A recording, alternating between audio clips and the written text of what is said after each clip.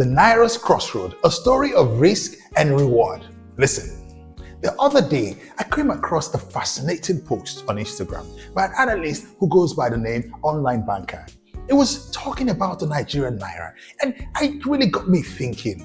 He pointed out that while things are looking up with our foreign reserves hitting a multi-year high, the road ahead is full of twists and turns. Someone had asked him if the Naira could get to 1,200 to $1, and his analysis was so compelling that I had to dig in deeper. And what I found is a story that every Nigerian needs to hear. It's a story about a car that's been in the workshop for a long time and is finally back on the road. The car is the Nigerian Naira. It's running smoothly for now. The engine sounds good, but the driver isn't speeding just yet. They're just being careful, listening for any strange noises, because they know the real test isn't just leaving the workshop, but the long journey ahead. For the first time in a while, things feel a bit more stable. The exchange rate isn't on that wild roller coaster. It'll go up, they come. No. It's not on that ride that we got tired of. And it's led many of us to ask the big question: is this for real? Are we on the path to a stronger Naira? Or is this just a temporary fix before the next breakdown? Well, the truth is, Nigeria is standing at a crossroad, a pivotal moment in our economic history. Down one path lies a future of stability and strength we haven't seen in a generation. Down the other, well, it's a road that leads right back to the emergency room. Today, we're going to tell the story of these two paths. We'll look at the powerful engines being built to drive our economy forward, the dangerous potholes we must avoid, and the incredible destination that awaits if we navigate this journey correctly. Part 1. The twin engines of a new economy.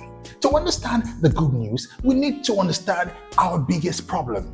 For decades, Nigeria's economy has been a bit like a farmer who grows the best cocoa beans in the world, but has to sell them cheap and only use that money to buy expensive chocolate bars from Switzerland.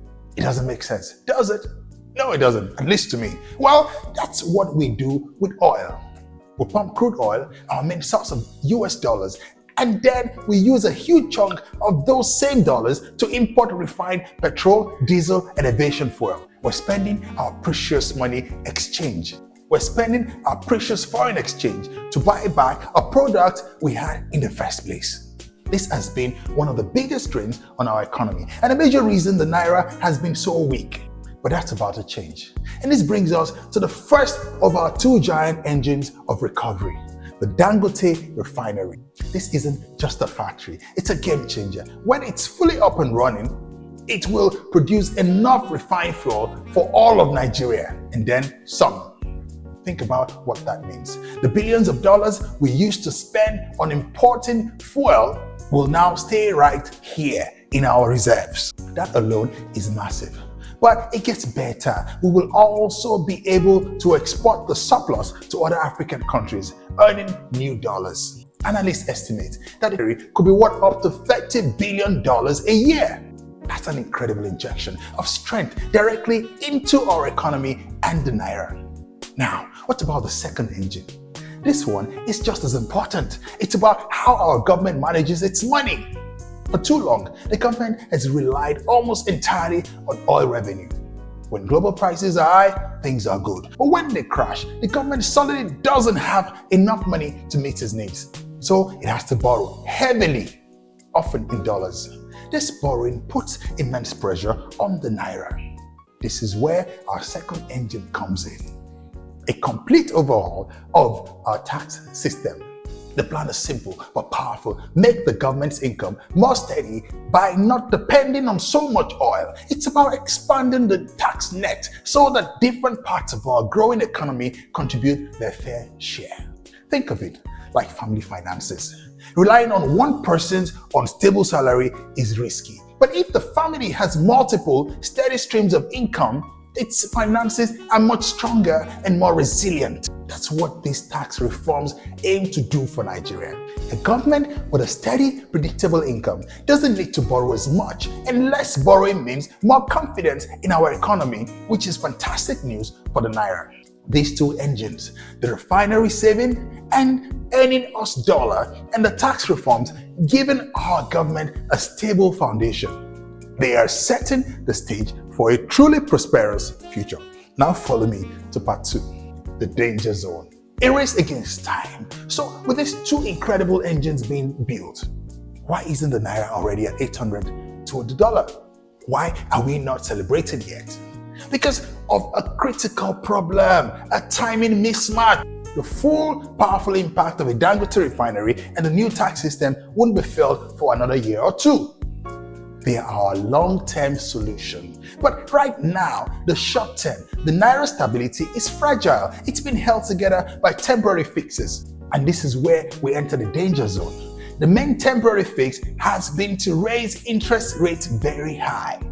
This attracts foreign investors who want to earn those high returns. This inflow of dollars, often called Foreign Portfolio Investment or FPI, has helped stabilize the Naira for now. But there's a reason it's also called hot money. Hot money. It's not loyal. These investors are not building factories here. They are here for the quick returns. The moment they sense trouble or instability, they will pull their money out just as fast as they brought it in. A sudden exit of this hot money could trigger a currency crisis all on its own. But the single biggest risk, the one that could wreck all this progress, is not economy, it's political. And it has a date. The 2027 election, the 2027 elections.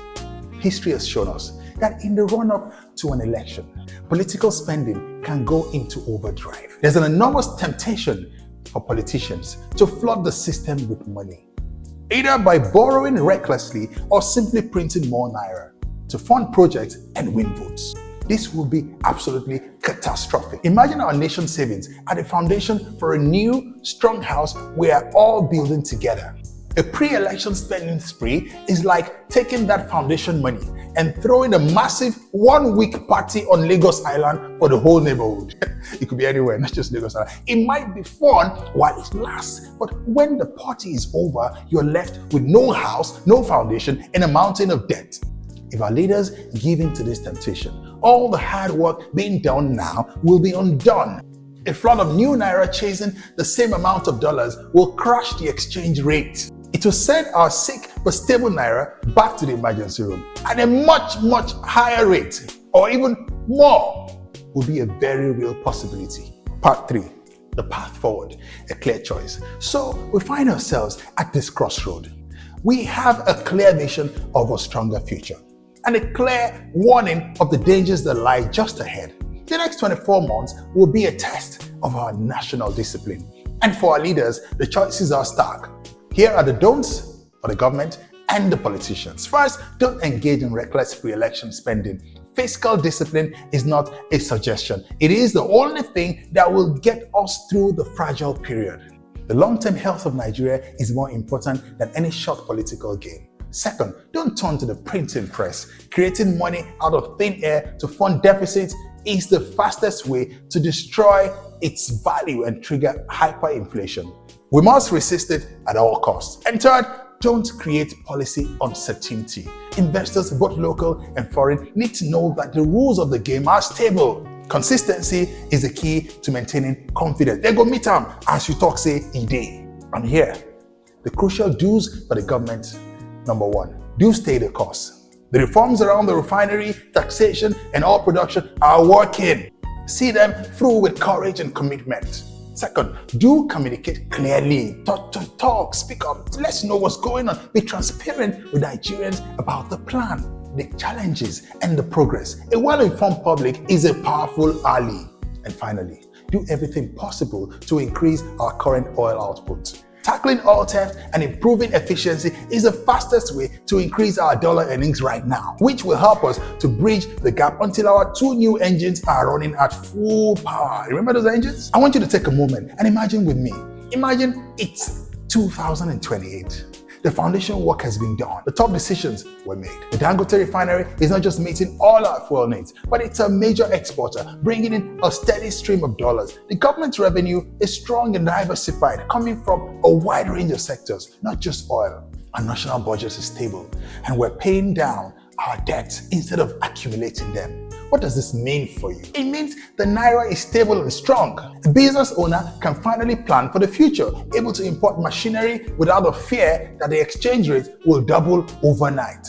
The price of everyday goods, from phones to laptops to medicines and food, is predictable, not constantly rising. It means young Nigerians can build careers and businesses in an environment of stability, not crisis. This journey is about so much more than an exchange rate. It's about building a modern, resilient, and diversified Nigerian economy, an economy that can withstand the global shocks, an economy that can finally unlock the immense potential of its people.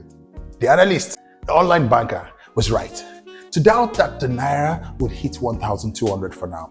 But he was also right to point out the enormous danger that lies on the road to 2027. The plan for a better future is on the table. The tools are in our hands. The next 2 years will be the ultimate test of our collective will and our leadership discipline. If we pass this test, the reward will not just be a stronger Naira, it will be a stronger, more prosperous, and more confident Nigeria for generations to come. This has been Newsense, making sense of the people and ideas shaping our world. Until next time, besides the video you're watching, you can also read a quick article of today's topic on our website. And also scroll through our Instagram carousels. And you know what? We also have an interactive web analysis that you can go through. And if you're such a nerd and you want to read a lot, don't worry. We have PDFs on our website, popcentraltv.com, and you can dive deep into that. I'm Olayinka Obebe, and I do this every day. Catch Newsense on YouTube at Popcentral TV and follow us on TikTok, Instagram, and X for more vibes and insights. Explore the stories, dive into the data. And you know what? Send me things to break down. There's something you don't understand, just say, yo, explain this. You know what? Keep the conversation going and stay sharp. Just so you know, this is for information only and not advice. Some details or policies might have changed by the time you're watching this.